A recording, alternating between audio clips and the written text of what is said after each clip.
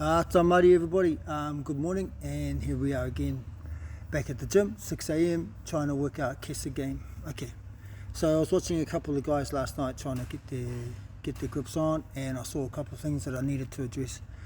So the guys on the bottom, a lot of times they start framing up on the face and pushing you back, so we need to make sure we can secure ourselves onto the body. What I'm showing here is how I like to have their shoulders. I like to have their shoulders just more open above to their ears than just in line with their shoulder blade. So as I scoop my leg through, look, I'm trying to get my right knee in line with the top of his head. That just lifts his shoulder blade just a little bit higher, so his doubt is going to have to push back a lot harder. If I'm lower, he can really pull that elbow in and make it difficult. If I scoot higher up there, it's a lot harder for him to have much strength in that space, and then I can start working attacks. But this what was happening last night to a couple of the guys. They were framing and getting pushed back. This should be pretty familiar for those that get to this position. So look what I do. I'm just grabbing the head and connecting. Okay, so as they push me back, they lift themselves up, and the harder they push, the harder they lift themselves up. And it's, what's that word, counterintuitive, right? So they push themselves, so they actually get a little bit of a stress on around the neck as well.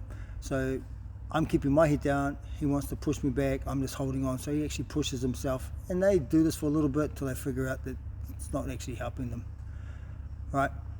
So that's pretty standard. I'm just locking up there, staying super tight, and they're just loving that space, right?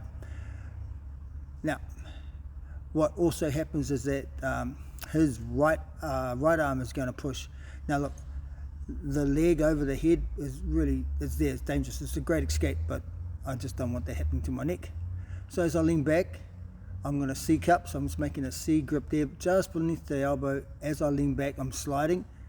I don't want to make too much space with my neck. I really just want to make like a violin type thing, slide, and then bring your neck down just above the elbow. Cool, now I'm going to control the head again, get that arm through nice and deep, and you can sink down for a nice head arm check, which is always a good option. Okay, so they're framing, they're being a real pest. All right, elbow, pushing. Now I'm just going to slide, so I'm just going to push that past my neck. I'm leaning back a wee bit, not too far, and as I slide, I bring my chin down and get my ear pushing in just above the elbow. I connect my hands up, and I switch out for a nice deep Kesa. Okay, super effective, super simple, but it's a good action-reaction space again, and that's what we want to learn. When they do this, we do that, and then having a good flow between positions. Boom, slipping down, controlling the head. All right, my neck slides up, and you're locked in. Okay, give that a go, guys, and got another one coming.